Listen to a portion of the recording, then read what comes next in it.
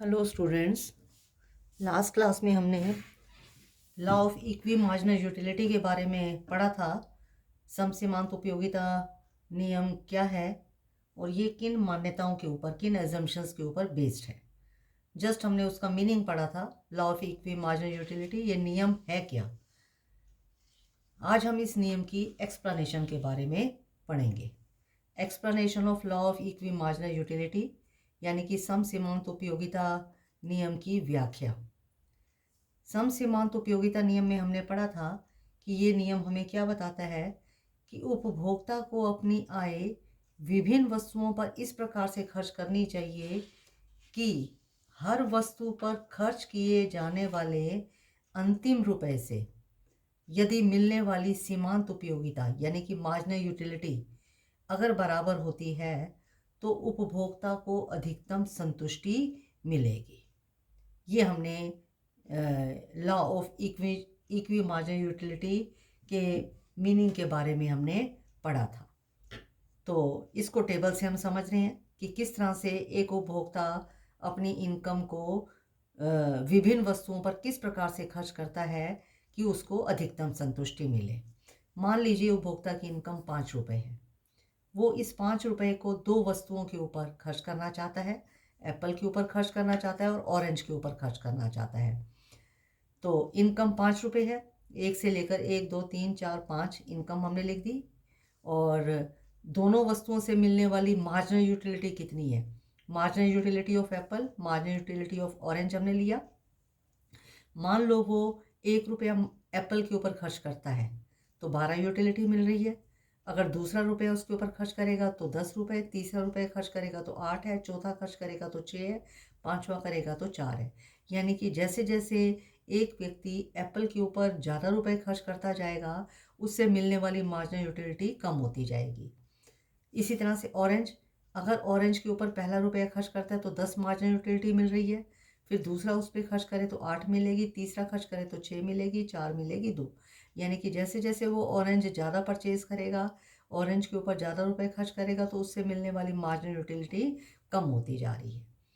तो law of equi marginal utility क्या बताता है कि एक उपभोक्ता अपनी आय को विभिन्न वस्तुओं पर इस प्रकार से खर्च करे, यानी कि उसकी इनकम 5 रुपये है, वो इस इनकम को 2 वस्तुओं के ऊपर खर्च करना चाह रहा है, एप्पल के ऊपर और ऑरेंज के ऊपर।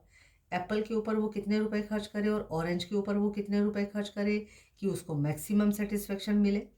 तो law of equi marginal utility यानी कि समसीमांत उपयोगिता का नियम ये कहता है कि उसे अपनी इनकम इन 2 वस्तुओं के ऊपर इस प्रकार से खर्च करनी चाहिए कि हर वस्तु पर खर्च किए गए अंतिम रुपए से मिलने वाली सीमांत उपयोगिता यानी कि मार्जिनल यूटिलिटी बराबर हो। यानी कि एप्पल के ऊपर जो उसने लास्ट रुपये खर्च किया, ऑरेंज के ऊपर वो जो लास्ट रुपया खर्च कर रहा है, अगर उनसे मिलने वाली मार्जिनल यूटिलिटी बराबर है तो उपभोक्ता को मैक्सिमम सेटिस्फेक्शन मिलेगी। अब जैसे देखो, पहला रुपया उपभोक्ता किसके ऊपर, कंज्यूमर किसके ऊपर खर्च करेगा, एप्पल पे खर्च करेगा या ऑरेंज पे खर्च करेगा। तो पहला रुपया मान लो वो एप्पल के दोनों में से देखो यूटिलिटी किस में ज़्यादा मिल रही है। एप्पल में 12 मिल रही है, ऑरेंज में 10 मिल रही है, तो वो पहला रुपया एप्पल के ऊपर खर्च करेगा। अब दूसरा रुपया उसने खर्च करना है तो एप्पल से यूटिलिटी कितनी मिल रही है, 10 मिल रही है, ऑरेंज से भी 10 मिल रही है। एक एप्पल उसने पहले ले लिया है तो वो दूसरा रुपया किस पे खर्च करेगा, ऑरेंज के ऊपर खर्च करेगा। और तीसरा रुपया किसके ऊपर खर्च करेगा, फिर एप्पल के ऊपर खर्च करेगा। 3 रुपये उसने खर्च कर लिए। अब उसके बाद उसने चौथा रुपया खर्च करना है। चौथा रुपया किसके ऊपर खर्च करे, एप्पल के ऊपर खर्च करे या ऑरेंज के ऊपर। एप्पल पे खर्च करता है तो उसको 8 यूटिलिटी मिलती है, ऑरेंज पे खर्च करता है तो फिर उसको 8 मिलती है। तो एप्पल की उसने 2 क्वांटिटी पहले ले ली है तो वो चौथा रुपया ऑरेंज के ऊपर खर्च करेगा और फिर पांचवा किसके ऊपर कर देगा, एप्पल के ऊपर खर्च कर देगा। यानी कि 5 रुपये उसकी टोटल इनकम है, उस 5 रुपये में से 3 रुपये वो एप्पल के ऊपर खर्च करेगा और 2 रुपये अगर वो ऑरेंज के ऊपर खर्च करेगा तो उसको मिलने वाली जो सेटिस्फेक्शन होगी वो मैक्सिमम होगी। कैसे मैक्सिमम सेटिस्फेक्शन होगी, आप इनका टोटल कीजिए। एप्पल के ऊपर उसने 3 रुपये खर्च किए, पहले से मार्जिनल यूटिलिटी मिली 10, 12, फिर दूसरे से 10, तीसरे से 8। इन तीनों का हम टोटल करें तो ये टोटल हमारा कितना हो गया, तो ये कितना हो गया 12 और 10 22, 22 और 8 कितना हो गया 30, ये हो गई 30। ऑरेंज के ऊपर 2 रुपये खर्च कर रहा है, पहले से उसको 10 मिल रही है, फिर 8 मिल रही है, यानी कि 18। 30 और 18 टोटल उसको टोटल यूटिलिटी, टोटल उसकी मार्जिनल यूटिलिटी कितनी होगी 48। तो उसको 48 टोटल मार्जिनल यूटिलिटी मिलेगी जो कि मैक्सिमम होगी। कैसे मैक्सिमम होगी? अगर वो इस तरीके से पैसा ना खर्च करे, यानी कि 3 रुपये एप्पल के ऊपर खर्च ना करे और 2 रुपये ऑरेंज पे खर्च ना करके अगर किसी और तरीके से खर्च करता है, मान लो 3 की जगह 4 वो रुपये एप्पल के ऊपर खर्च कर देता है और 1 रुपया ऑरेंज के ऊपर खर्च कर देता है, तो हम देखेंगे कि उसकी सेटिस्फेक्शन मैक्सिमम नहीं होगी, यानी कि उसकी जो सेटिस्फेक्शन है 48 से कम होगी। या वो 3 रुपये ऑरेंज के ऊपर खर्च कर देता है, 2 रुपये एप्पल के ऊपर खर्च कर देता है, तो भी उसकी मार्जिनल यूटिलिटी मैक्सिमम नहीं होगी। कैसे? मान लीजिए वो 4 एप्पल के ऊपर खर्च करता है, 4 एप्पल पे खर्च करे तो कितना बनेगा 12 10 22, 22 और 8 कितना हो गया 30, 30 और 6 कितना हो जाएगा 36। अगर उसने 4 रुपये एप्पल के ऊपर खर्च किए तो 36 और 1 इसके ऊपर खर्च करेगा तो कितना है 10, यानी कि 36 और 10 होगी 46।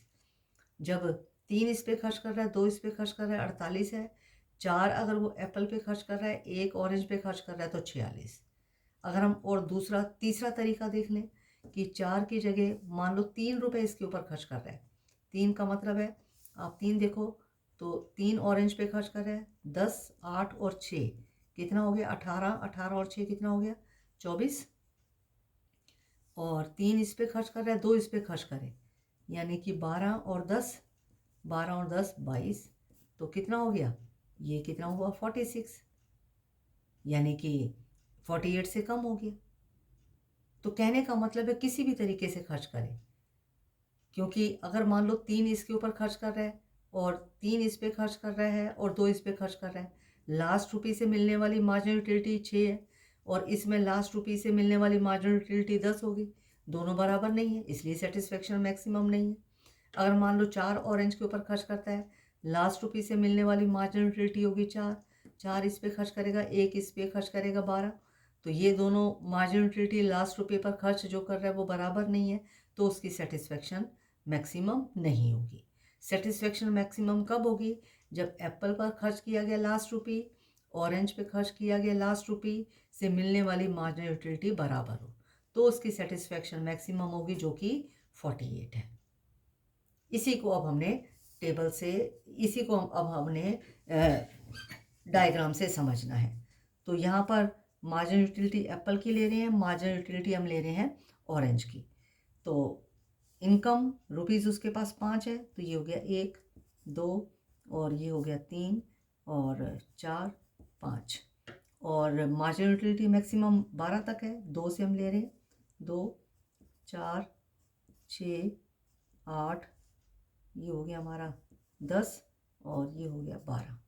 1 रुपया खर्च किया तो 12 मिल रही है, ये हो गया 1 और मिल रही है उसको यूटिलिटी कितनी मिल रही है 12।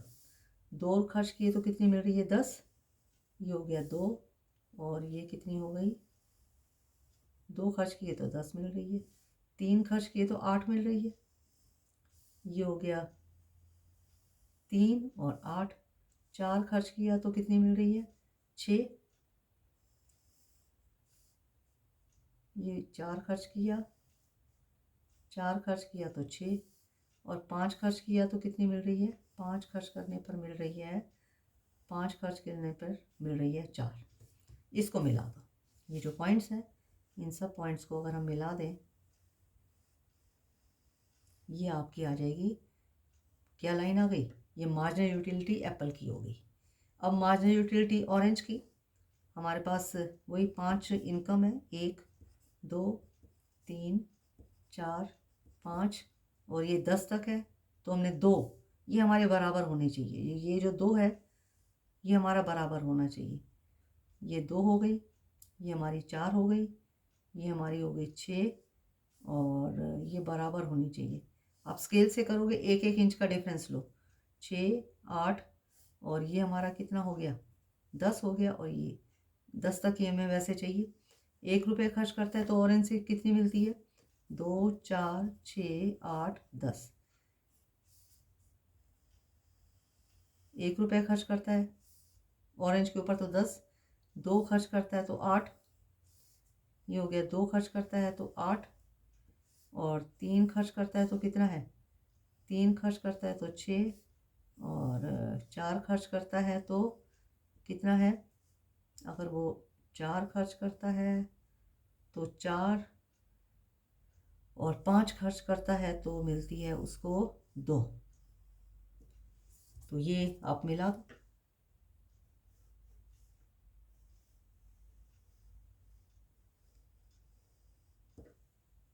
आपने एप्पल की भी मिला दी और ऑरेंज की भी मिला दी।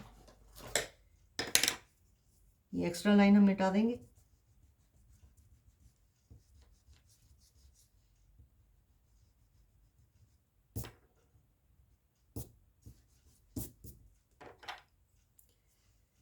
तो 8 के ऊपर मार्जिनल यूटिलिटी दोनों की बराबर है, यानी कि 8 का मतलब है 3 रुपये वो एप्पल के ऊपर खर्च करता है, ये 3 रुपये है और ये 8 है।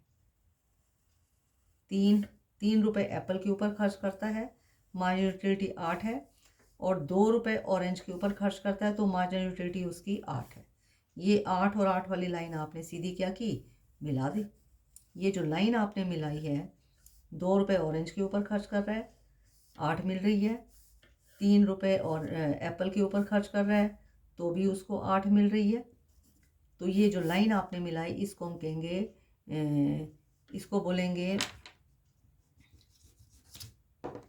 इक्वी मार्जिनल यूटिलिटी, इसको बोलेंगे इक्वी मार्जिनल यूटिलिटी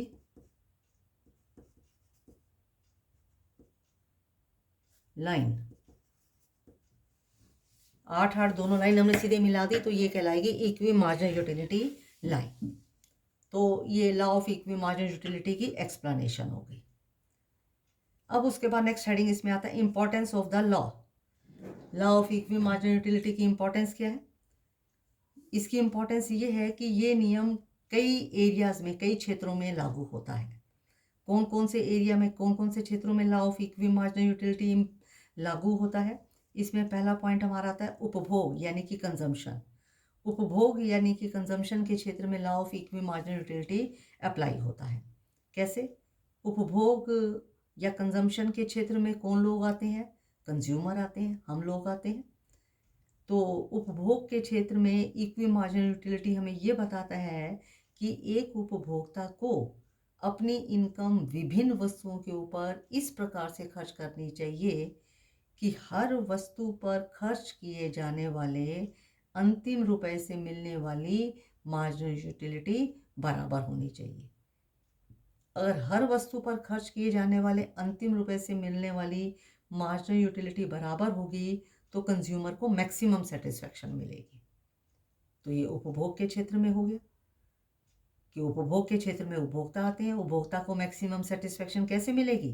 कि जो भी वस्तु वो खरीद रहा है इस तरह से खरीदे कि हर वस्तु पर खर्च किए जाने वाले अंतिम रुपए, जैसे मैंने आपको ऊपर टेबल में बताया, उपभोक्ता मान लो 2 वस्तुएं खरीद रहा है, हर वस्तु पर खर्च किए जाने वाले अंतिम रुपए से मिलने वाली मार्जिनल यूटिलिटी बराबर होगी तो उसकी सेटिस्फैक्शन मैक्सिमम होगी। पहला उपभोग के क्षेत्र में इसकी इंपॉर्टेंस होगी। दूसरा उत्पादन के क्षेत्र में इसका क्या इंपॉर्टेंस है? प्रोडक्शन के क्षेत्र में क्या इंपॉर्टेंस है? उत्पादन के क्षेत्र में कौन आते हैं? उत्पादन के क्षेत्र में आते हैं उत्पादक। एक उत्पादक, एक प्रोड्यूसर को मैक्सिमम सेटिस्फैक्शन कब मिलेगी? जब एक उत्पादक उत्पादन के साधनों का इस प्रकार से प्रयोग करेगा कि हर उत्पादन के साधन पर खर्च किए जाने वाले अंतिम हर उत्पादन के साधन हर उत्पादन मतलब कि जितने भी उत्पादन के साधन वो प्रयोग करे, अगर हर उत्पादन के साधन की अंतिम इकाई लास्ट यूनिट से मिलने वाली मार्जिनल यूटिलिटी बराबर होगी तो प्रोड्यूसर को मैक्सिमम सेटिस्फैक्शन होगी। क्या बताया? उत्पादन के क्षेत्र में उत्पादक आते हैं, प्रोड्यूसर आते हैं। प्रोड्यूसर को मैक्सिमम सेटिस्फैक्शन कब मिलेगी? जब प्रोड्यूसर को मैक्सिमम सेटिस्फैक्शन तब मिलेगी जब वो उत्पादन के साधनों का प्रयोग इस प्रकार से करेगा। उत्पादन के साधन कौन से हैं? Land, labour, capital, entrepreneur. उत्पादन के साधनों का इस प्रकार से प्रयोग करे कि हर उत्पादन के साधन से हर उत्पादन के साधन की अंतिम इकाई जो वो प्रयोग कर रहा है, अगर उत्पादन के साधन की अंतिम इकाई से मिलने वाली मार्जिनल यूटिलिटी बराबर है तो प्रोड्यूसर को मैक्सिमम सेटिस्फेक्शन मिलेगी। यानी कि एक प्रोड्यूसर उत्पादन के साधनों का आपस में एक्सचेंज करता रहेगा, कैपिटल की जगह लेबर लगाएगा, लेबर की जगह कैपिटल लगाता रहेगा। इनका उत्पादन के साधनों का एक्सचेंज तब तक करता रहेगा जब तक कैपिटल की जो अंतिम इकाई लगाई है और लेबर की जो उसने अंतिम इकाई लगाई है उससे मिलने वाली मार्जिनल यूटिलिटी जब बराबर हो जाएगी तो प्रोड्यूसर को मैक्सिमम सेटिस्फेक्शन होगी। इसी तरह से विनिमय है, एक्सचेंज। एक्सचेंज का मतलब क्या है कि एक उपभोक्ता क्या करेगा कि एक उपभोक्ता एक्सचेंज में क्या करता है कि बढ़िया वस्तु को घटिया की वस्तु की जगह एक्सचेंज करेगा, क्योंकि उपभोक्ता कई प्रकार की वस्तुओं का उपभोग करता है। जब एक उपभोक्ता बढ़िया वस्तु का एक्सचेंज करेगा, घटिया वस्तु की जगह एक्सचेंज करेगा और तब तक एक्सचेंज करता रहेगा, दो वस्तुओं का एक्सचेंज तब तक करता रहेगा जब तक दोनों वस्तुओं से मिलने वाली मार्जिनल यूटिलिटी बराबर नहीं हो जाती। जब दोनों वस्तुओं से मिलने वाली मार्जिनल यूटिलिटी बराबर हो जाएगी तो ऐसे सिचुएशन में उपभोक्ता को अधिकतम संतुष्टि प्राप्त होगी। तो आपको क्या पता चला, एक्सचेंज किसका करता है कि कम उपयोगिता वाली वस्तु की जगह अधिक उपयोगिता वाली वस्तु का एक्सचेंज करेगा और तब तक एक्सचेंज करता रहेगा जब तक उस एक्सचेंज को करने से उसे मैक्सिमम सेटिस्फेक्शन नहीं मिल जाती। मैक्सिमम सेटिस्फेक्शन तभी मिलेगी जब दोनों की मार्जिनल यूटिलिटी बराबर हो जाएगी। नेक्स्ट आता है वितरण यानी कि डिस्ट्रीब्यूशन। वितरण का मतलब क्या है, डिस्ट्रीब्यूशन का मतलब क्या है? वितरण का मतलब है उत्पादन के साधनों में नेशनल इनकम की डिस्ट्रीब्यूशन करना। जब उत्पादन के साधनों में नेशनल इनकम की डिस्ट्रीब्यूशन कैसे की जानी चाहिए? उत्पादन के साधनों में नेशनल इनकम की डिस्ट्रीब्यूशन तब इस तरीके से की जानी चाहिए कि हर उत्पादन के साधनों को मिलने वाली सीमांत उपयोगिता उसकी नेशनल इनकम के बराबर अगर हो जाएगी तो ऐसे सिचुएशन में मैक्सिमम सेटिस्फेक्शन मिलेगी। क्या बताया? हर उत्पादन के साधनों को अगर उत्पादन के साधनों को जो सीमांत उपयोगिता प्राप्त हो रही है उत्पादन के साधनों से, अगर वो सीमांत उपयोगिता नेशनल इनकम के जब बराबर हो जाएगी तो ऐसी सिचुएशन में मैक्सिमम सेटिस्फेक्शन होगी। तो डिस्ट्रीब्यूशन का मतलब है उत्पादन के साधनों में नेशनल इनकम का डिस्ट्रीब्यूशन करना है। और डिस्ट्रीब्यूशन कैसे करना है कि हर उत्पादन के साधन को अपने साधनों से जो सीमांत उपयोगिता मिल रही है, जब वो सीमांत उपयोगिता उनकी इनकम के बराबर हो जाएगी तो मैक्सिमम सेटिस्फेक्शन मिलेगी। नेक्स्ट हमारा आता है पब्लिक फाइनेंस। पब्लिक फाइनेंस का मतलब क्या होता है?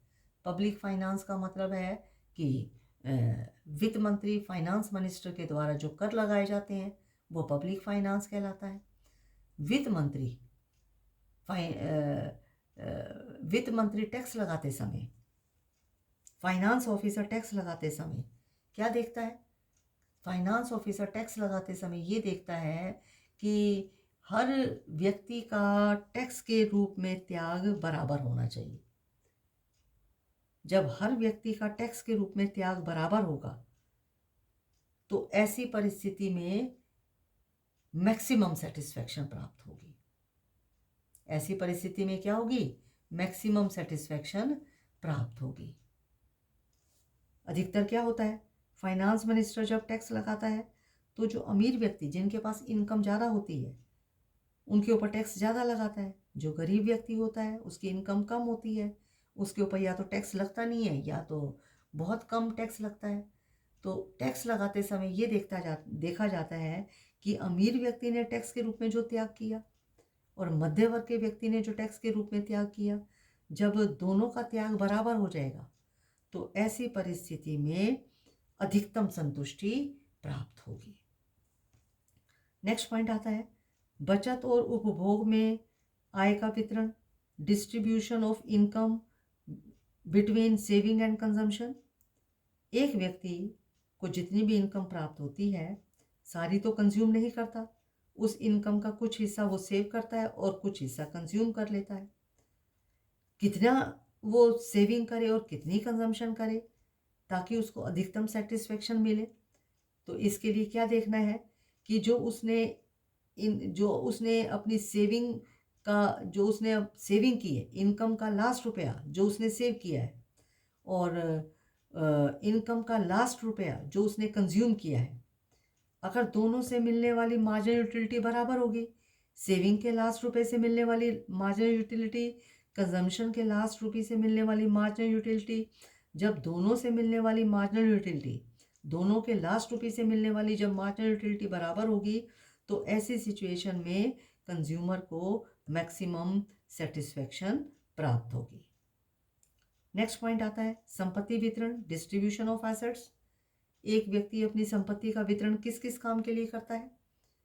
जब व्यक्ति अपनी संपत्ति का वितरण करता है तो वो ये सोचता है अपनी इनकम में से कितना पैसा, अपनी इनकम में से वो कितना पैसा कैश रखे, अपनी इनकम में से कितना पैसा कैश रखे, कितना पैसा वो डिपॉजिट कर दे, बैंक में डिपॉजिट कर दे, कितना पैसा वो शेयर्स में लगा दे, कितना पैसा वो एजुकेशन में लगा दे।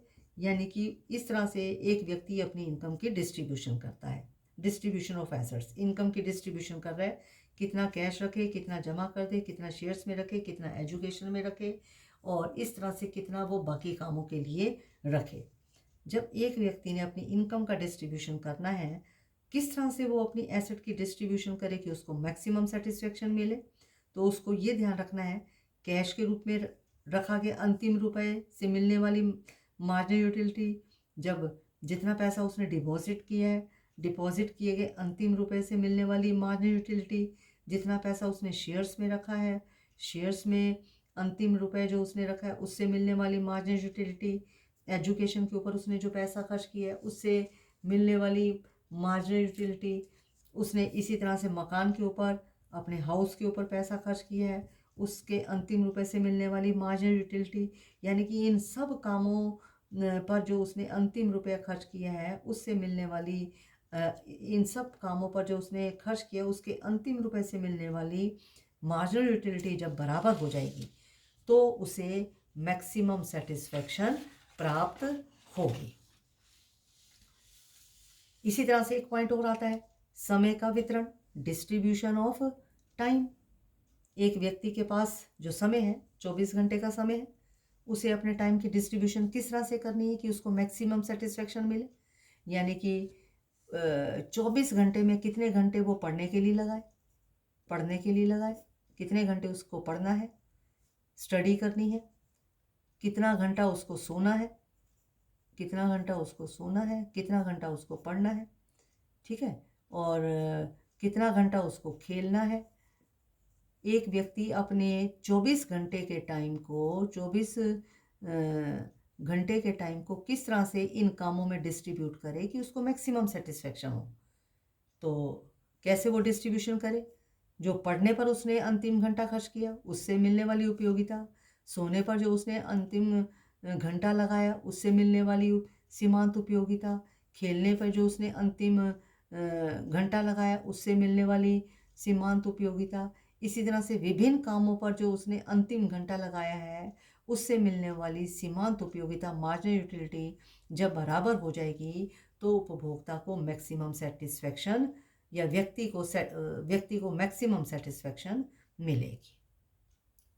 तो हमें क्या पता चला? ये जो सम सीमांत उपयोगिता का नियम है, law of equi marginal utility है, ये ऑलमोस्ट हर क्षेत्र में लागू होता है। उपभोग के क्षेत्र में, कंजम्पशन के क्षेत्र में, उत्पादन के क्षेत्र में, वितरण के क्षेत्र में, विनिमय के क्षेत्र में,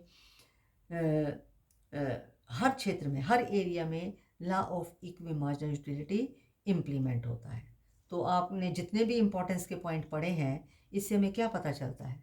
आपने सिर्फ एक ही बात बार बार पढ़ी कि एक उपभोक्ता या एक व्यक्ति, चाहे वो अपना समय लगा रहा है, चाहे वो अपनी इनकम को यूज़ कर रहा है, कि इस तरह से उसे अपना समय यूज़ करना है, इस तरह से उसे अपनी इनकम यूज़ करनी है इस तरह से उसने उपभोग करना है कि हर वस्तु पर खर्च किए जाने वाले अंतिम रुपए या समय है तो हर काम के लिए लगाया गया अंतिम घंटा से मिलने वाली मार्जिनल यूटिलिटी अगर बराबर होगी तो व्यक्ति को मैक्सिमम सेटिस्फेक्शन मिलेगी। ये पॉइंट, ये बात, जितने भी आपने इम्पोर्टेंस के पॉइंट पढ़े हैं उन सब में ये बात आई है कि हर घंटा, हर रुपया या हर वस्तु पर उसने जो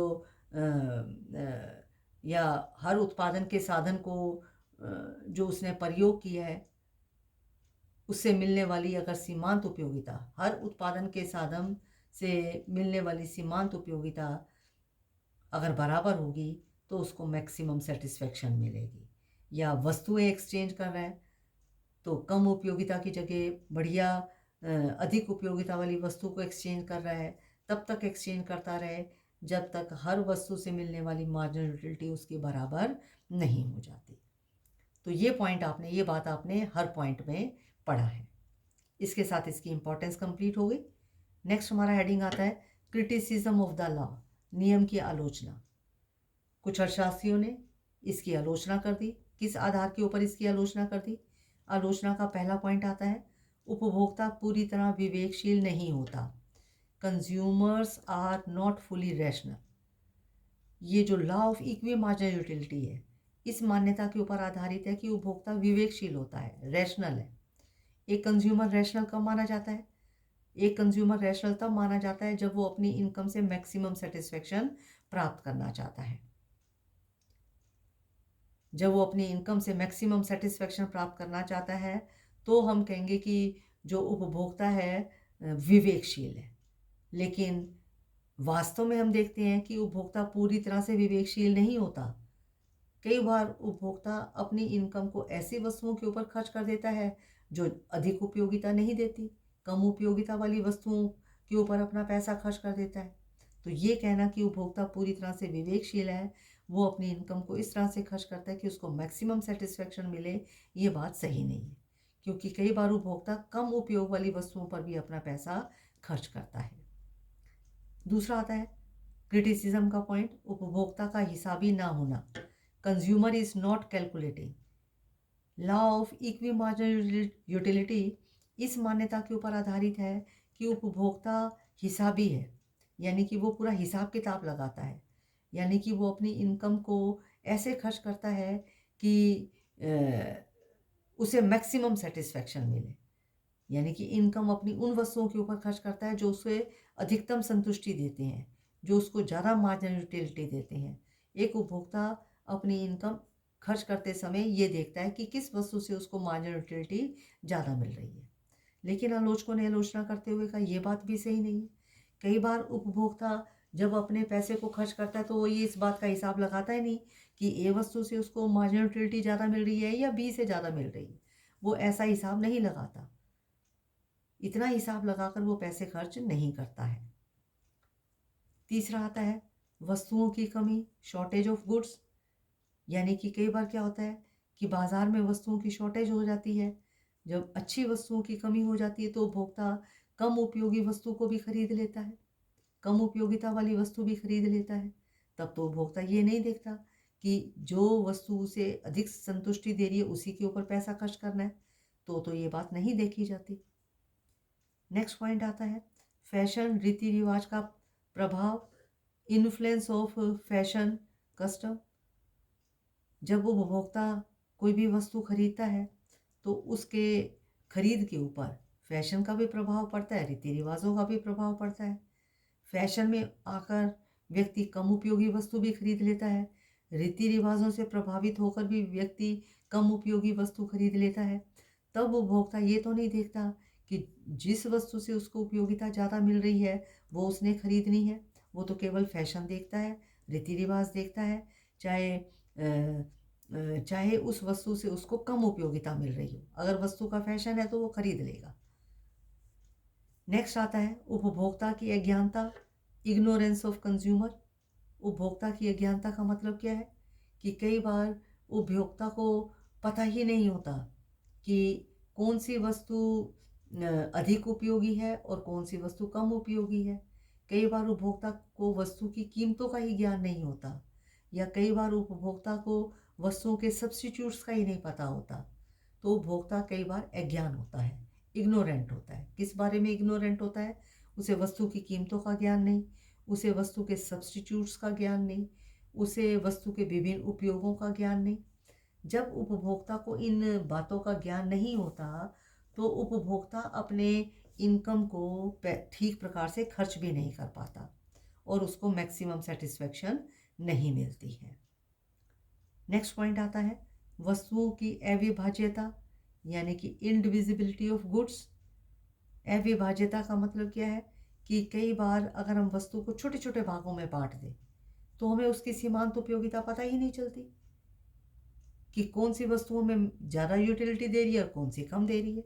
मान लो एक फ्रिज है, फ्रिज के अगर हम छोटे छोटे हिस्से कर दें तो अलग अलग हिस्से की हमें मार्जिनल यूटिलिटी नहीं पता चल सकती।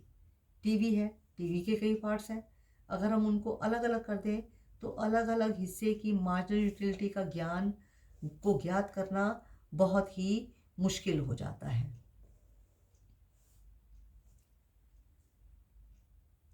नेक्स्ट पॉइंट आता है आय और कीमत का स्थिर होना, कांस्टेंट इनकम एंड प्राइस, समसीमांत उपयोगिता का नियम, यानी कि law of equi marginal utility.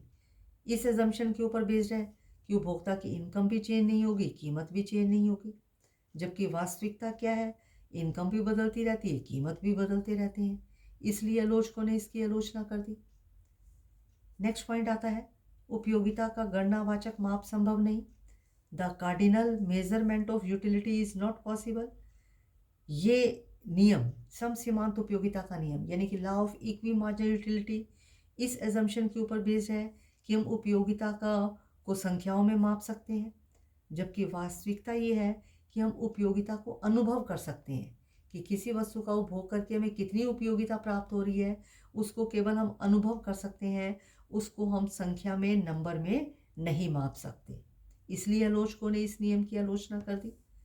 Last इसमें एजम्पशन आती है मुद्रा की सीमांत उपयोगिता में परिवर्तन, change in marginal utility of money.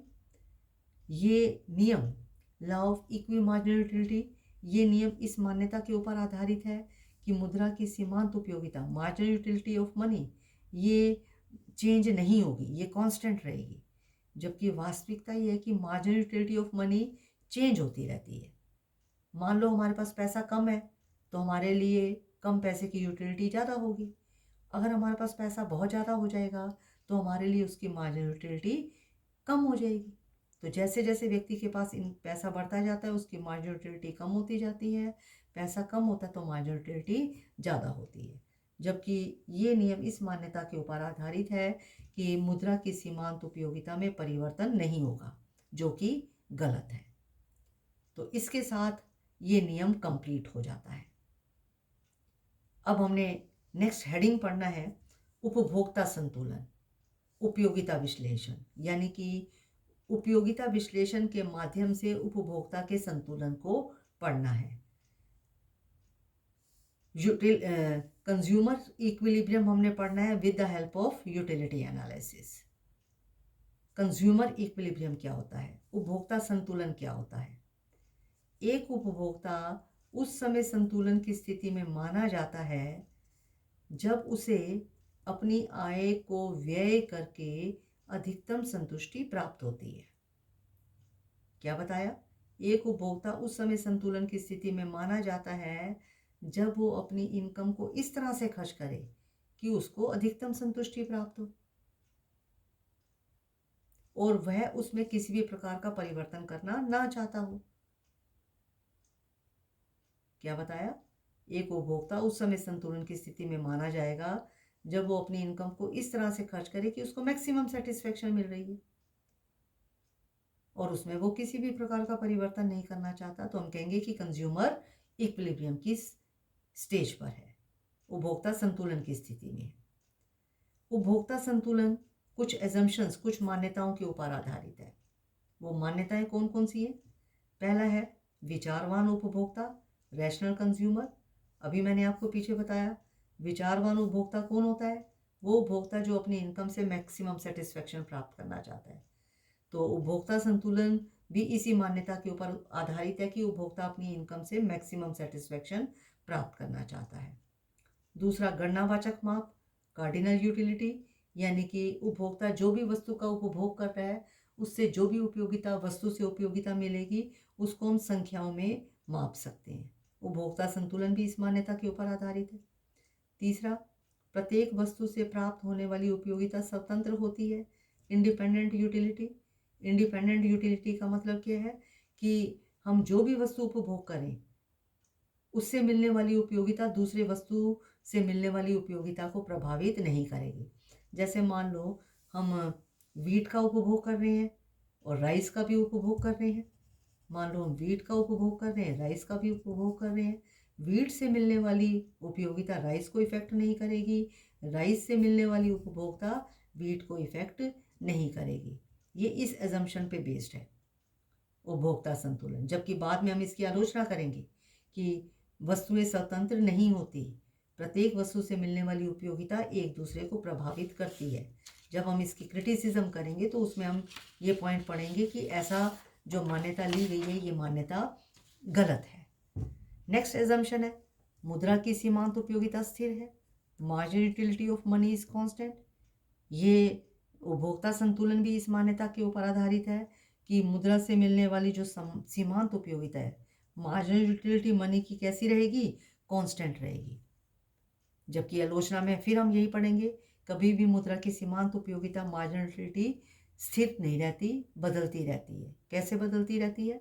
अगर एक व्यक्ति के पास इनकम ज़्यादा होगी, पैसे ज़्यादा होंगे, तो उसके लिए मुद्रा की सीमांत उपयोगिता मनी की मार्जिनल यूटिलिटी कैसी होगी? कम होगी।